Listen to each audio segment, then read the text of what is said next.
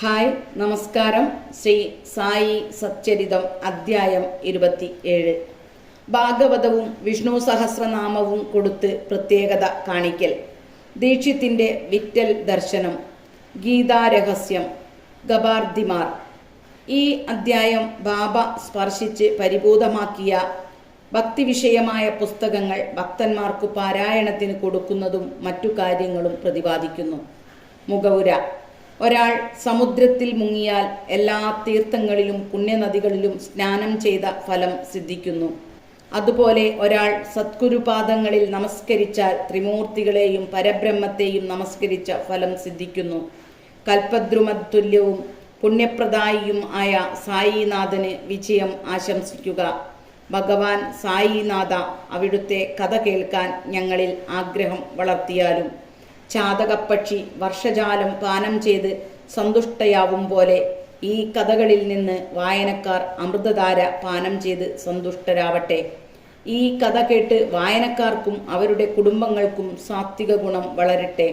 അതായത് അവരുടെ ദേഹം വിയർത്ത്, കണ്ണുകൾ നനഞ്ഞ്, പ്രാണൻ നേരെയായി, മനം ശാന്തമായി, രോമഹർഷം അനുഭവിച്ച് അവർ ഉറക്കെ കരഞ്ഞും വിതുമ്പിക്കരഞ്ഞും അവരുടെ വിദ്വേഷങ്ങളും വ്യത്യാസങ്ങളും വലിപ്പച്ചെറുപ്പങ്ങളും ഇല്ലാതാവട്ടെ. ഇവ സംഭവിച്ചാൽ ഗുരുവിൻ്റെ അനുഗ്രഹം അവരിൽ അവശേഷിച്ചതിൻ്റെ ലക്ഷണമാണ്. ഈ വക വികാരങ്ങളും പ്രതികരണങ്ങളും നിങ്ങളിൽ ആവിർഭവിച്ചാൽ ഗുരു സന്തുഷ്ടനായി നിങ്ങളെ ആത്മനിർവൃതിയിലേക്ക് നയിക്കും. അതുകൊണ്ട് മായയുടെ ശൃംഖലയിൽ നിന്ന് മോചനം ലഭിക്കാനുള്ള ഏറ്റവും നല്ല മാർഗം പരിപൂർണമായും തൃപ്തിയോടുകൂടിയും ബാബയ്ക്ക് ആത്മാർപ്പണം ചെയ്യലാണ്. വേദങ്ങൾക്ക് നിങ്ങളെ മായാസാഗരം കടത്തിവിടാൻ കഴിയുന്നില്ല. സദ്ഗുരുവിനു മാത്രമേ അത് സാധിച്ച് നിങ്ങൾക്ക് സകല ജീവജാലങ്ങളിലും ദൈവശക്തി കാണിച്ചു തരാൻ കഴിയുകയുള്ളൂ. പരിപാവനമാക്കിയ പുസ്തകം കൊടുക്കൽ. ബാബയുടെ ഉപദേശം കൊടുക്കലിൻ്റെ വിവിധ സമ്പ്രദായങ്ങളെപ്പറ്റി മുമ്പ് പറഞ്ഞിട്ടുണ്ടല്ലോ. ഇതിൽ ഒരു സമ്പ്രദായത്തെപ്പറ്റി പ്രസ്താവിക്കാം. സാധാരണയായി ഭക്തന്മാർ പാരായണത്തിനുള്ള ഏതെങ്കിലും പുസ്തകം കൊണ്ടുപോയി ബാബയുടെ കയ്യിൽ കൊടുത്ത് തിരിച്ചു വാങ്ങൽ ഒരു പതിവായിരുന്നു. ബാബ തൊട്ട് അവയെ പരിപാവനമാക്കലാണ് ഉദ്ദേശ്യം. പുസ്തകങ്ങൾ പാരായണം ചെയ്യുമ്പോൾ അവർക്ക് ബാബയുടെ സാമീപ്യം അനുഭവപ്പെട്ടു. ഒരിക്കൽ കാക്കാ മഹാജനി ഒരു ഏകനാഥ് ഭാഗവതം പുസ്തകവുമായി ഷിർദിയിൽ വന്നു. ശ്യാമ അത് വായിക്കാനെടുത്ത് മസ്ജിദിൽ ചെന്നു. ബാബ അതെടുത്ത് തിരിച്ചും മറിച്ചും നോക്കി. ശ്യാമയ്ക്ക് കൊടുത്ത് അത് സൂക്ഷിച്ചോളാൻ പറഞ്ഞു. ശ്യാമ അത് കാക്കാ മഹാജനിയുടേതാണെന്നും മടക്കിക്കൊടുക്കണമെന്നും പറഞ്ഞു. ബാബ പറഞ്ഞു, അല്ലല്ല, ഞാൻ നിനക്കു തരുന്നത് കൊണ്ട് നീ സൂക്ഷിച്ചു വെക്കുന്നതാണ് നല്ലത്. അത് നിനക്ക് ഉപയോഗപ്രദമാകും. ഇങ്ങനെ പല പുസ്തകങ്ങളും ശ്യാമയെ ഏൽപ്പിക്കാറുണ്ട്. കാക്കാ മഹാജനി മറ്റൊരു കോപ്പിയുമായി വന്ന് ബാബയുടെ കയ്യിൽ കൊടുത്തു. ബാബ അത് പ്രസാദമെന്ന നിലയിൽ മടക്കിക്കൊടുത്ത് അത് സൂക്ഷിക്കാനും അതുകൊണ്ട് ഗുണം വരുമെന്നും പറഞ്ഞു. കാക്ക അത് നമസ്കാരത്തോടു കൂടി തിരിച്ചു വാങ്ങി.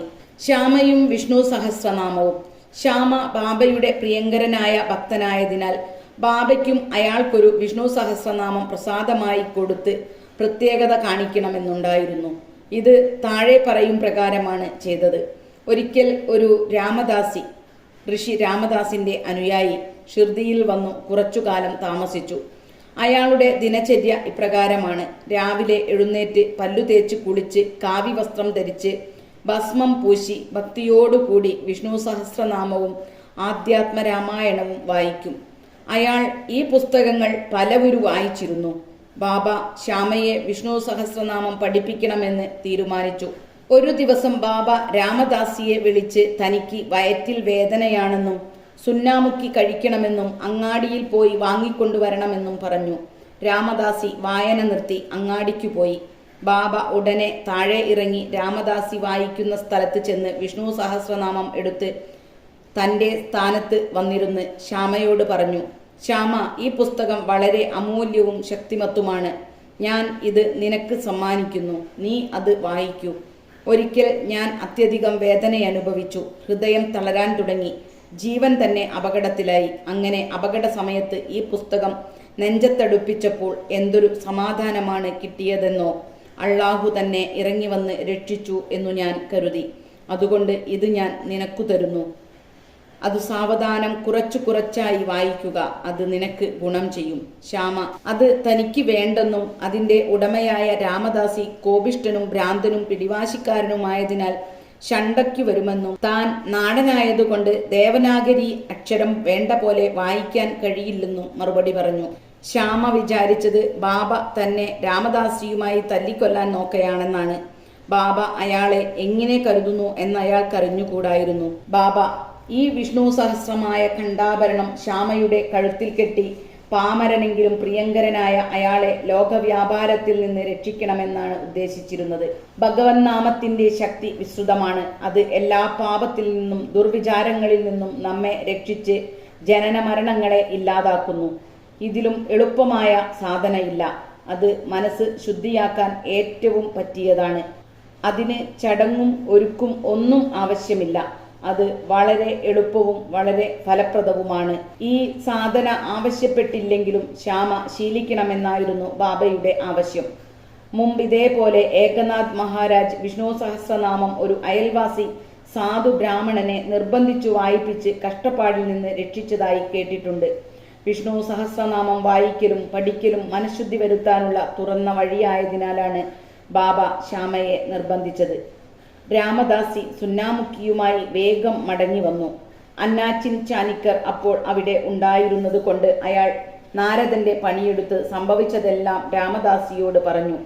രാമദാസി കോപിക്കാൻ തുടങ്ങി. അയാൾ ശ്യാമയെ ശകാരിക്കാൻ തുടങ്ങി.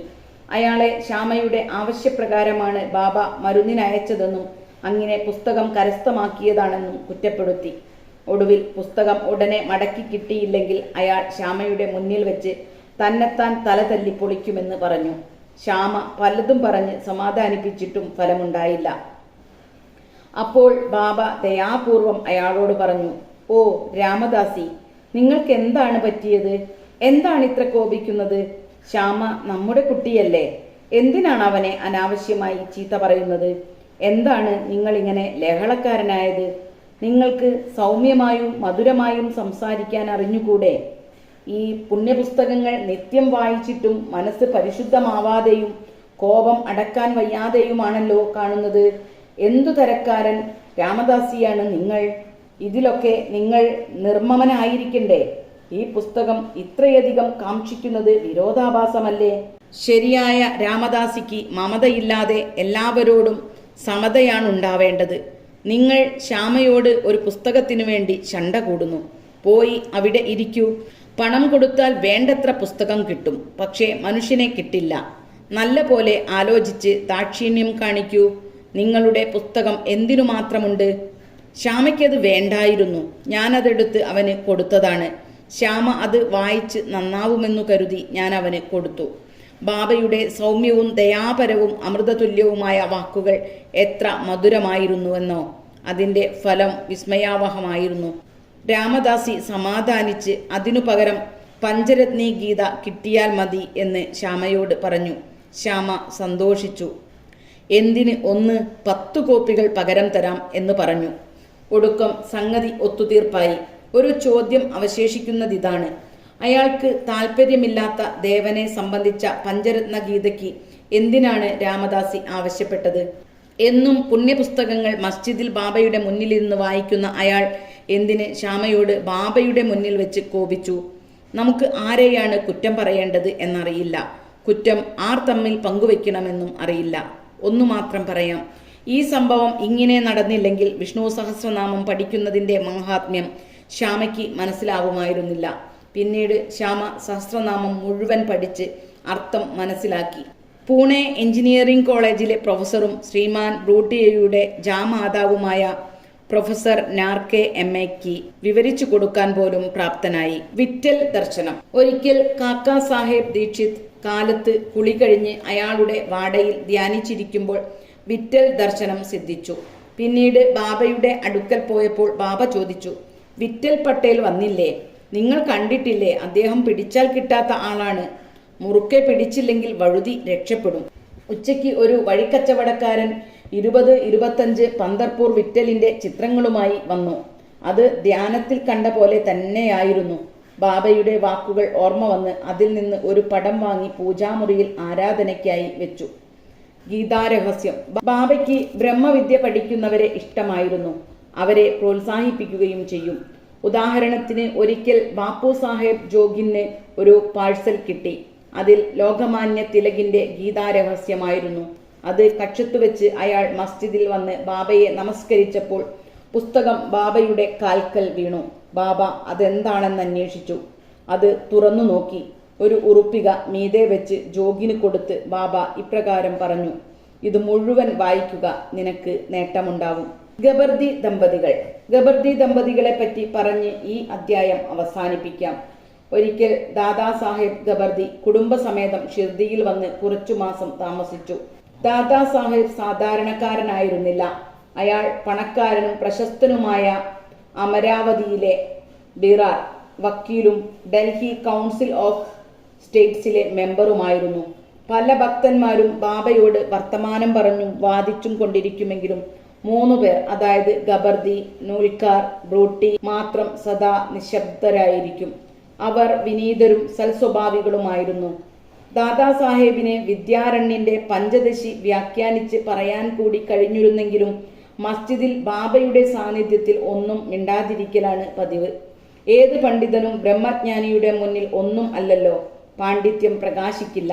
ദാദാ സാഹേബ് 4 മാസം താമസിച്ചെങ്കിലും ഭാര്യ 7 മാസം താമസിച്ചു. 2 പേരും ഷിർദിയിലെ താമസം കൊണ്ട് സന്തുഷ്ടരായി. എല്ലാ ഉച്ചയ്ക്കും ബാബയ്ക്ക് നൈവേദ്യം കൊണ്ടുവന്ന് ബാബ സ്വീകരിച്ച ശേഷമേ അവർ ഭക്ഷണം കഴിക്കലുള്ളൂ.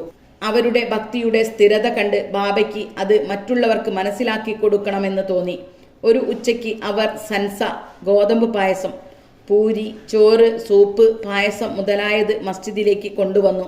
ബാബ സാധാരണ ഭക്ഷണം കഴിക്കാൻ മണിക്കൂറുകളോളം താമസിക്കാറുണ്ടെങ്കിലും ഇതു കണ്ട ഉടനെ എഴുന്നേറ്റ് മൂടി എടുത്തുമാറ്റി സുഖമായി എടുത്തു ഭക്ഷിക്കാൻ തുടങ്ങി. അതു കണ്ട് ശ്യാമ ചോദിച്ചു: എന്താണ് ഇത്ര പക്ഷഭേദം?